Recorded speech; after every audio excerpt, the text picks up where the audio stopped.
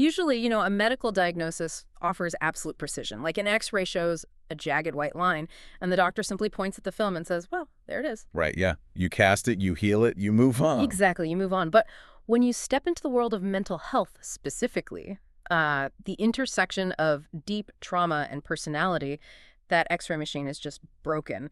We're looking at a diagnostic landscape that is entirely murky, heavily stigmatized, and, often completely misunderstood by the very systems designed to treat it. Oh, without a doubt. It's incredibly misunderstood. So today we are doing a deep dive into a really potent source document. It's called Compassionate Care and Clinical Foundations for BPD, and we're looking at that alongside some really striking telehealth access data from a group called Coping and Healing Counseling. Yeah, and to be clear for you listening, the BPD we're talking about is borderline personality disorder.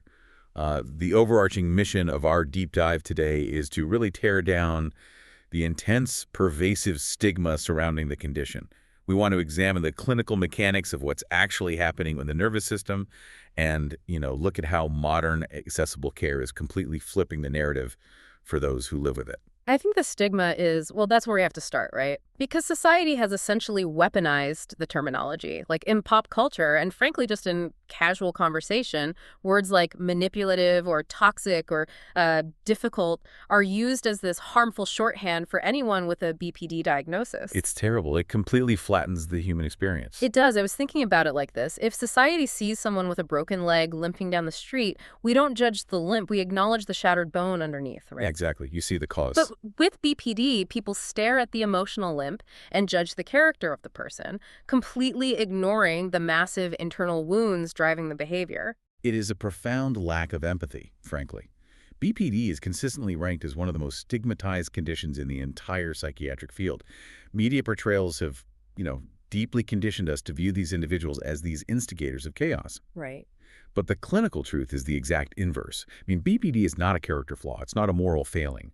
The root causes overwhelmingly point to a history of significant trauma, chronic invalidation, or, and this is a big one, early attachment disruption during the most vulnerable developmental years. Okay, so if the root is severe early trauma and attachment disruption, how do we explain the explosive or quote-unquote difficult behaviors that follow these individuals into adulthood? Isn't that difficult behavior actually better understood as a miscalibrated survival mechanism? That is exactly what it is. Think about what happens to an infant or a child in a chronically unpredictable or dangerous environment. Their developing brain has to wire itself strictly for survival. Right, they're just trying to stay safe. Exactly. They learn hypervigilance. They learn that quiet distress just gets ignored, so they literally must escalate their emotions to agonizing levels just to have their basic needs met. Wow. Yeah. And when that child becomes an adult, those neurological survival mechanisms, they don't just magically turn off because they moved into a safer environment or got a new apartment. Because the brain is still firing on those old pathways. Right. They are reacting to a perceived immediate threat of abandonment or danger that feels intensely real to their nervous system, even if, the objective reality of the situation is completely safe. It's a highly sensitive, miscalibrated alarm system just ringing at full volume. Which really gives context to the sheer volume of interaction this population has with the healthcare system. The source material points out that while about 1.4% of U.S. adults meet the criteria for BPD in the general population, Which is already a lot of people. yeah, a lot of people, but they make up 10% of outpatient mental health patients and a staggering 20% of psychiatric inpatients.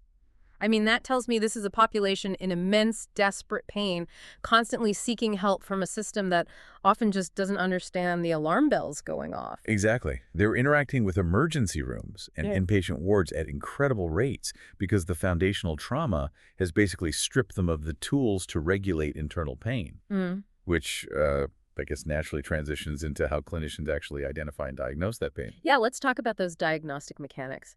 Because the source outlines 9 specific criteria for BPD, and a clinical diagnosis requires at least 5 of them to be present. Right, 5 out of 9. And rather than just reading a dry list, I noticed these criteria naturally group together into distinct thematic buckets of instability. The first bucket clearly revolves around deep relational panic. Yes, the clinical literature describes this as frantic efforts to avoid real or imagined abandonment. And that's paired with highly unstable, intense interpersonal relationships. Like pushing and pulling. Exactly. The relationship dynamic often swings violently between extreme idealization, like believing someone is a flawless savior, and then extreme devaluation, where that exact same person is suddenly perceived as a malicious threat. Right. And then there's a bucket entirely centered on internal void and self-perception.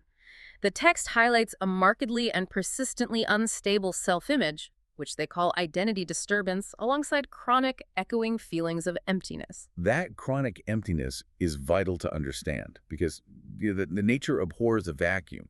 The brain will do anything to fill that void or distract from it, which drives the third bucket, which is extreme behavioral dysregulation. Impulsivity. Right. The diagnostic criteria require impulsivity in at least two potentially self-damaging areas. We're talking about reckless spending, unsafe sex, substance abuse, binge eating, or even reckless driving. It's just a desperate attempt to regulate agonizing internal pain through intense external action. And tragically, that behavioral bucket also includes recurrent suicidal behavior, gestures, threats, or severe self-harm. It does, yeah. When the internal baseline is that excruciating and the coping mechanisms are overwhelmed, self-harm becomes a maladaptive release valve for the nervous system. The final bucket seems to really capture the sheer emotional and cognitive volatility of the disorder. It includes intense, inappropriate anger or transient stress-related paranoia or severe dissociation. Right, where the person might literally mentally disconnect from their own body or the reality of their surroundings. Yeah, but the piece of this volatility bucket that really caught my attention was the intense emotional reactivity, Yeah. specifically the mood shifts that the source notes last for hours rather than days. Yeah, the timeline of those mood shifts is one of the most critical diagnostic differentiators in the entire psychiatric field. Because BPD is so frequently misdiagnosed, right? Like as bipolar disorder or quote-unquote treatment-resistant depression. Oh, all the time. To conceptualize the difference for you listening, I keep thinking of BPD as a violent afternoon thunderstorm. Like the clouds roll in rapidly, the lightning is terrifying, the rain floods the streets, but a few hours later, the system passes and the sun might be shining. That's a great way to put it. Right. Whereas bipolar disorder, on the other hand, operates more like an entire season changing. It's a winter of deep depression that sets in for months, followed eventually by a summer of extended mania. Exactly. The emotional weather in BPD is highly reactive to interpersonal triggers in the immediate environment. The thunderstorm rolls in because, say, a partner's tone of voice shifted, triggering that deep abandonment trauma. Right. Bipolar mood episodes are sustained, neurochemical states that endure regardless of minor external triggers. So what happens to a patient who walks into a clinic with those trauma-induced BPD thunderstorms, but the clinician misdiagnoses them with treatment-resistant depression or bipolar disorder? Considering what we just talked about, how does that misdiagnosis actively harm the patient? Well, the medical system ends up applying the entirely wrong tool to the problem, which causes active compounding harm. Like, if a physician views a trauma and attachment wound as standard major depression, they'll likely prescribe an SSRI, antidepressant, and maybe standard talk therapy. Which doesn't address the root. No, because BPD isn't fundamentally a chemical imbalance of serotonin in the way major depression might be. It's a profound deficit in emotional regulation skills combined with a hyper-reactive nervous system. So the patient takes medication, and their intense feelings of emptiness and their abandonment panic remain completely unchanged. Exactly. The first medication fails. Yeah. Then the doctor tries a mood stabilizer. That fails. Soon the patient gets slapped with the label treatment resistant. Wow. And for a person who already suffers from an unstable self-image and chronic emptiness, the medical system is effectively validating their deepest fears. The subtext becomes, you are so profoundly broken that even modern medicine cannot fix you. That is heartbreaking. It is. It reinforces the internal trauma when the reality is simply that nobody has given them the right blueprint for their specific neurological architecture. Which brings us to, honestly, the most vital clinical revelation in the source documents. The tragedy of delayed care via misdiagnosis is agonizing because BPD is actually highly treatable. It is incredibly treatable. I know the stigma suggests it's a lifelong sentence of unmanageable chaos, but the clinical evidence proves otherwise. The gold standard treatment outlined in the text is dialectical behavior therapy, or DBT. Developed by Dr. Marsha Linehan, right? Yes, who actually lived with BPD herself. She recognized that standard psychoanalysis wasn't enough to regulate a nervous system on fire, so she built a modality from the ground up. The source notes that DBT is unique because it doesn't just rely on a patient sitting on a couch for an hour once a week. It requires a really robust four-pillar structure: individual therapy, skills training groups, phone coaching, and therapist consultation teams. And the clinical outcomes are overwhelming.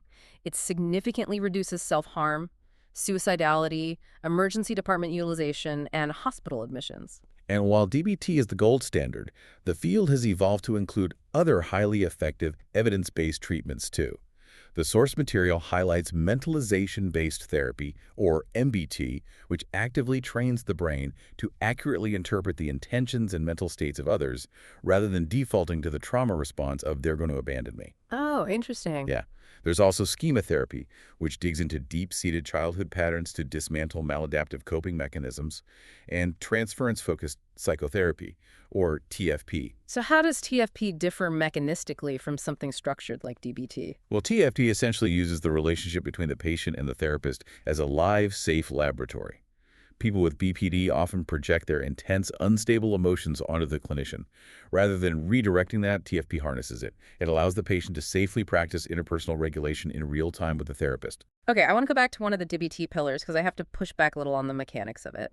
The concept of phone coaching. I mean, that completely shatters traditional therapeutic boundaries, doesn't it? It definitely challenges them. Right. Because in a standard model, you see a therapist for 50 minutes, and if you spiral on a Thursday night, you write it in a journal and wait until your next Tuesday appointment.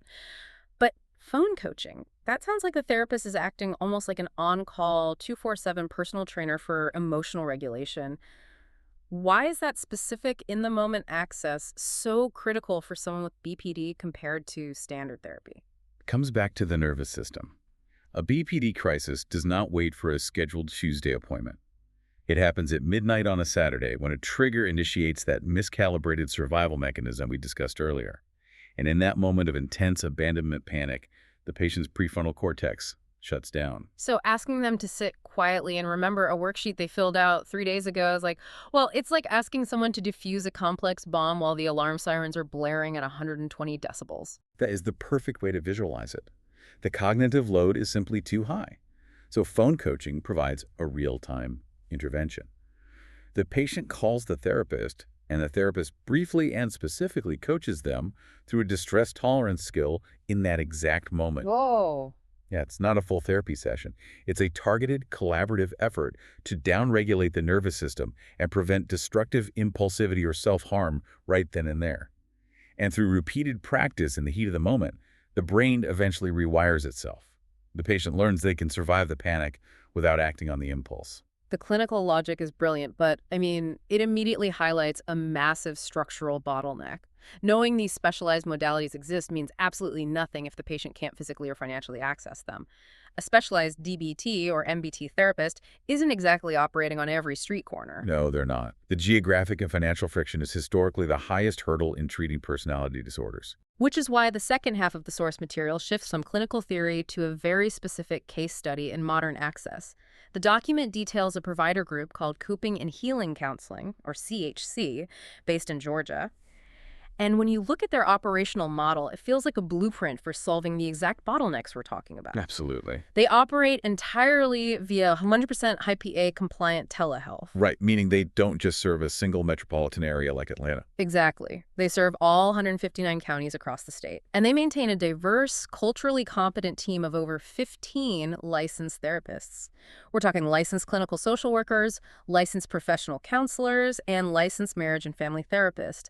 And crucially, the text explicitly notes they feature DBT-trained clinicians. Which is huge. Yeah.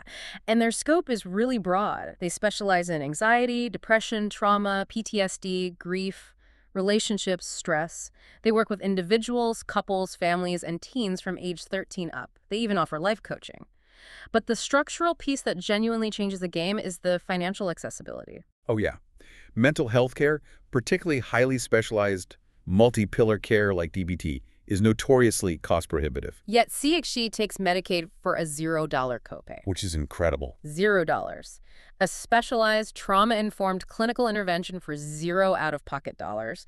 And for commercial insurances, they accept Aetna, Cigna, Blue Cross Blue Shield, United Healthcare, and Humana sessions run between $0 and $40. That $0 Medicaid copay is a revolutionary structural shift in public health. I mean, the financial barrier is often the final insurmountable wall for vulnerable populations. By eliminating that cost and combining it with a statewide telehealth reach, they are democratizing access to care that fundamentally alters life trajectories. I just keep thinking about that staggering statistic we brought up earlier. BPD patients make up 20% of psychiatric inpatients. How does a frictionless, highly accessible telehealth model actively stabilize a population before they become part of that 20% statistic? Like, this isn't just building a bridge to care, this is airdropping the bridge directly into someone's living room, no matter where they live in the state. That's exactly it. Psychiatric hospitalization typically occurs when a patient reaches an acute, unmanageable crisis point. But those crises escalate because earlier, smaller cries for help were blocked by systemic friction. Right. If a patient lives in a rural county and the nearest DBT specialist is a 3-hour drive away and the clinic doesn't accept Medicaid, that patient's not going to go. They will try to white-knuckle through the internal pain until it becomes unbearable, at which point the only structural safety net left is the local emergency room. Because the friction to get upstream help is simply too high. Right. Telehealth eradicates the friction. If a patient can open a laptop in their living room and connect with a culturally competent specialized therapist for little to no cost, they will engage with the system earlier. They can learn those vital emotional regulation skills before the thunderstorm turns into a destructive hurricane. The telehealth model intercepts the patient far upstream, providing consistent support that diffuses the tension before it ever reaches the inpatient threshold. It's a profound shift from reactive crisis management to proactive healing. And because access is so critical, the source provided the direct contact information for coping and healing counseling, and we want to make sure you have it. You can reach them by phone at 404-832-0102. Their website is hhtherapy.com, and you can email their team at support@sheechtherapy.com. If you or someone you know in Georgia is struggling with these profound internal thunderstorms, simply knowing that accessible, highly specialized help exists is a massive step forward. The tools for healing are out there, and the barriers to reaching them are finally coming down. As we wrap up this deep dive, the core takeaway we want to leave you with is a total reframing of the narrative. Borderline personality disorder is not a life sentence of being difficult. It's a deep, painful wound rooted in trauma and miscalibrated survival mechanisms. But more than anything else, it is highly treatable. With evidence-based care like DBT, individuals can rebuild their nervous systems and create stable, emotionally regulated lives. And practices like CHC are actively out in the field, tearing down the financial and geographic walls that have historically prevented that healing. When we replace societal judgment with informed clinical empathy, the entire landscape of mental health improves. Before we go, there is one final provocative thought derived directly from the mathematics of our source material that we want you to mull over.